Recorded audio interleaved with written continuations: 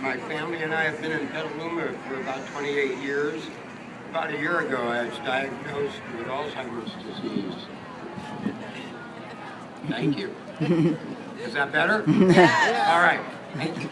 I do this all the time. I was diagnosed with Alzheimer's disease at the age of 64. I feel honored to be asked here this morning to share my story with you.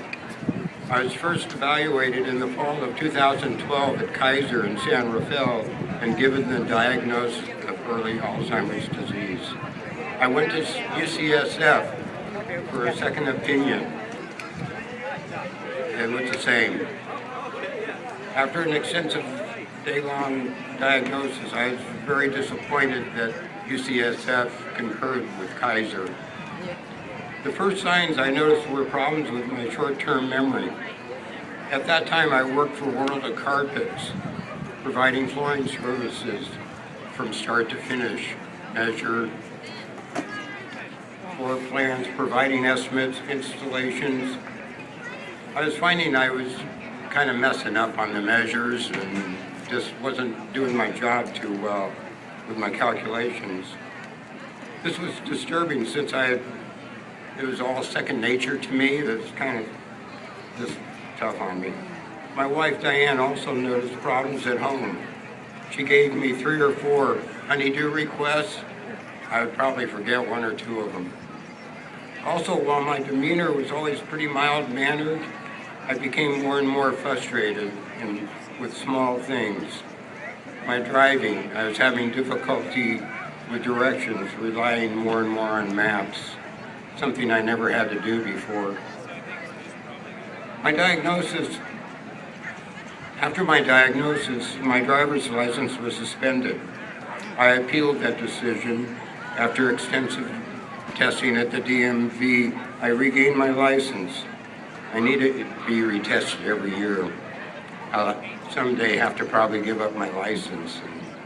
And, as you know, it's not going to be too good.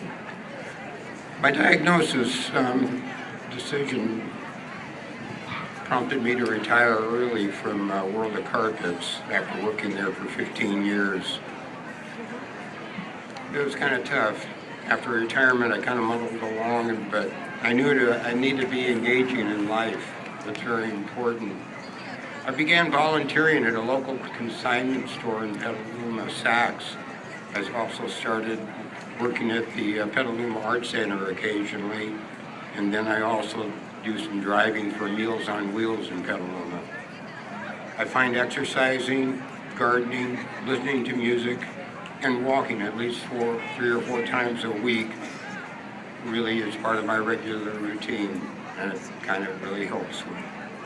Besides my family and friends, I have shared my condition with the people I have come in contact with volunteering. I'm really very open about it, and I'm not ashamed of it, but it is what it is. I'm often asked how my diagnosis impacted my family. At first, there is definite concerns about what is doable and what is needed. Diane, my wife, has picked up a lot of things that I no longer can do. Managing the money, household tasks, and many of the shared responsibilities now fall on her. I don't always go gracefully. I am profoundly aware how it impacts not only Diane, but the whole family. I am so fortunate to have a loving wife, daughter, and a very supportive family, and a group of great friends. At the time of my diagnosis, my daughter Christine was living in the East Coast, and she decided to take a job in Southern California just to be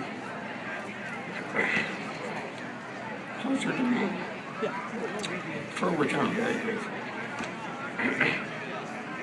Having a support network of family and friends, I feel, is essential. I think with proper medical care, support from my family, regular exercise, I'm hoping I can remain independent for a very long time. One of the first things Diane did after receiving my diagnosis was to call the Alzheimer's Association. We both learned about early stage support group in Santa Rosa. While I had reservations joining a support group, I was willing to give it a try, especially after getting a gentle push from my wife, Diane.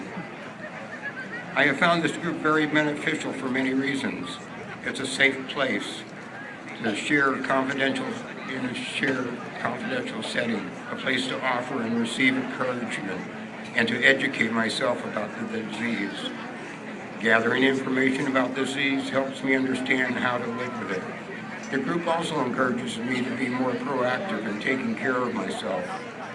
More importantly, if you have a diagnosis or related dementia, it is so important to know that you're not alone in this experience. We are all in this together. I feel very privileged today to share my story with you. While I'm open telling others about my diagnosis, I could never have imagined a year ago I would speak in front of such a large group